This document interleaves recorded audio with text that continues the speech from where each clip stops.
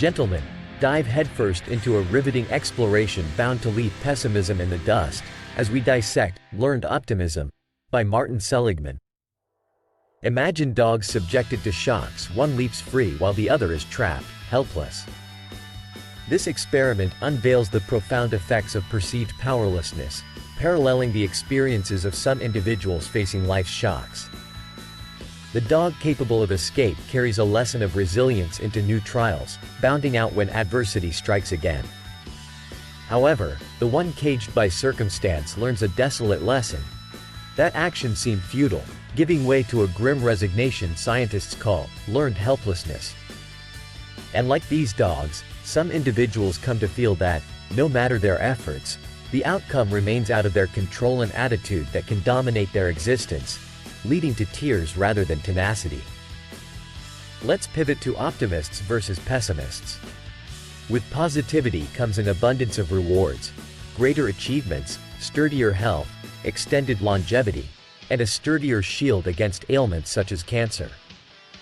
Pessimists, however, often find themselves ensnared in a self-constructed web of surrender, prone to depression, disdaining life, and, when adversity enters the stage, more likely to succumb to sickness. Linked to this is the body's hormonal balance, which scientists tell us can bridge the mind's outlook and the immune system's robustness. A negative mindset can conversely yield a weakened defense against illness.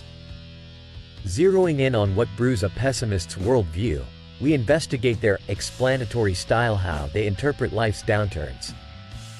A pessimist's inner monologue in times of adversity might resound with despondency. "It's always my fault. I'll never succeed. I'm just not cut out for this."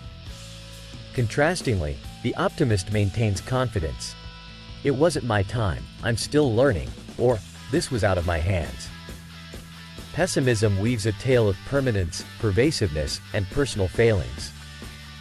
Optimism, conversely, represents a mindset that doesn't dwell in the absolute, rejects that outcomes seep into every aspect of life, and acknowledges that not all failures are self-made, often recognizing the role of external factors in shaping events. A favorite quotation: "People who consider themselves stupid rather than uneducated do not act to improve their intellect." Our belief systems about intelligence, if viewed through a lens of fixed traits, stifle growth. Understanding that our minds are malleable, capable of change and development, sets us on a path of lifelong learning and adapting, a self-fulfilling prophecy of the highest order. Speaking of balance, Seligman's research illustrates a raw truth. Pessimists often perceive the world more accurately, while optimists paint it with a more favorable brush. Yet walking the middle, patriotism tinged with hope, is the key. An example: accountants, too optimistic about financials, might miss vital warnings. Or gamblers, riding high on unfounded confidence, fall to ruin. Seligman's insights extended to predicting the success of insurance salesmen at MetLife.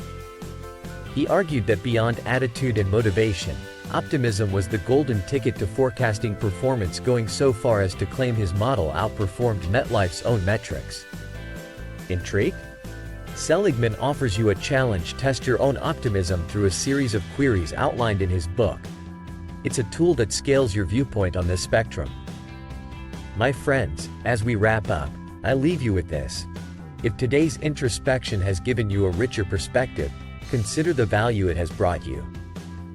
It's always appreciated if you resonate enough to slide a token of appreciation our way, with a link awaiting you in the description. Before we part, I urge you to embrace the opportunity presented. Hit subscribe, ring that bell, and add a like to your digital ledger with us. By doing so, you're not just joining a community, you're stepping towards the goals and benefits we've uncovered together today.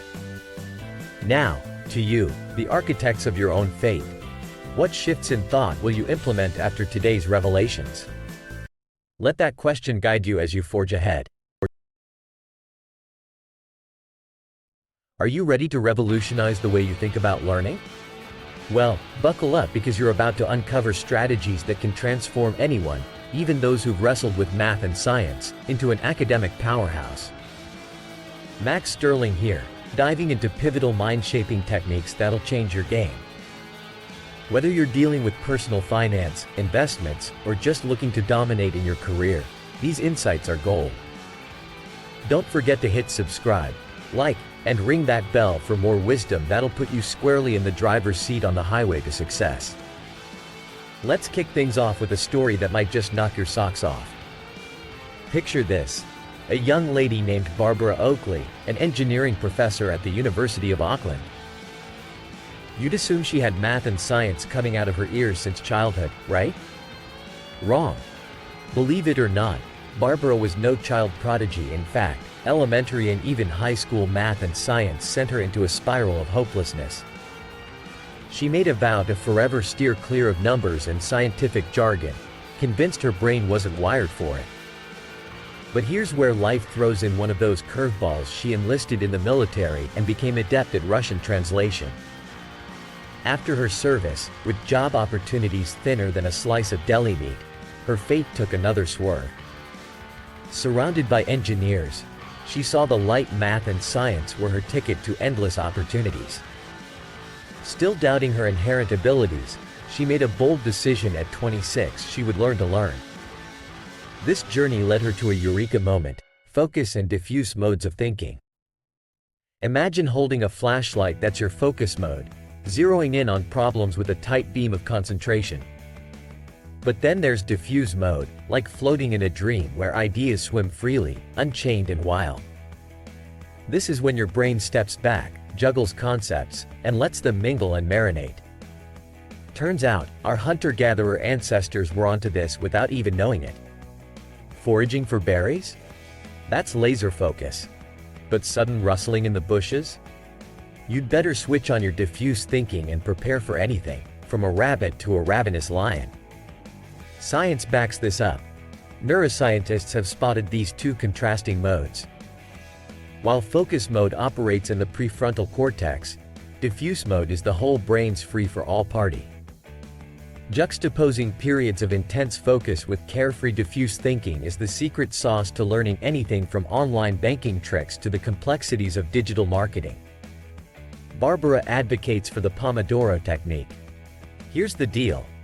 You set a timer for 25 minutes, work with ferocious energy, and then rest for 5. Repeat. But if roadblocks pop up, don't bang your head against the wall. Walk away. That's your brain craving diffuse time, where problems unravel themselves in the background. Take it from Nassim Taleb, a 3-time bestseller author. He just takes a stroll when he hits a snag. His secret? Never forcing the issue. Inspiration strikes when his mind is untethered. Thomas Edison? That genius would take micro naps with steel balls in hand, waking to a symphony of insight as they clattered to the floor. Gentlemen, next time you're entangled in something complex, whether it's mortgage intricacies or the maze of personal finance, remember to hunker down in focus mode. But when you've hit the ceiling, ease off. Wander, muse, maybe even ponder the wonder of insurance policies or the hidden cadence of real estate. Allow that diffuse mode to work its magic, and you might just find yourself several IQ points wiser on the other side. Barbara Oakley found the key to unlocking potential lies in learning how to learn, and these techniques are universal.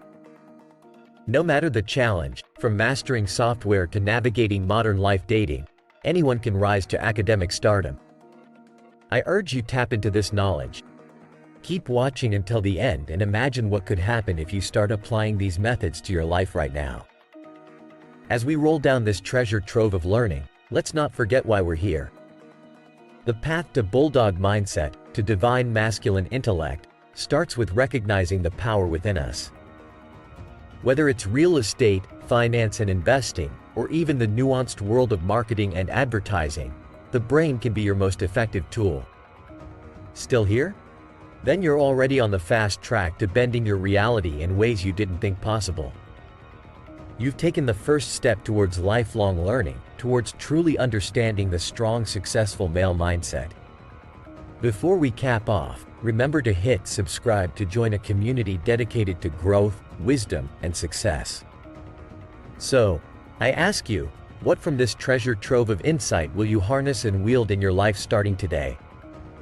How will these techniques reshape your approach to learning, be it for investing, handling insurance options, or leveling up your career wisdom. The choice is yours. And if this journey through the cerebral landscape brought you value, feel free to leave a tip that mirrors the wealth of knowledge you've gained.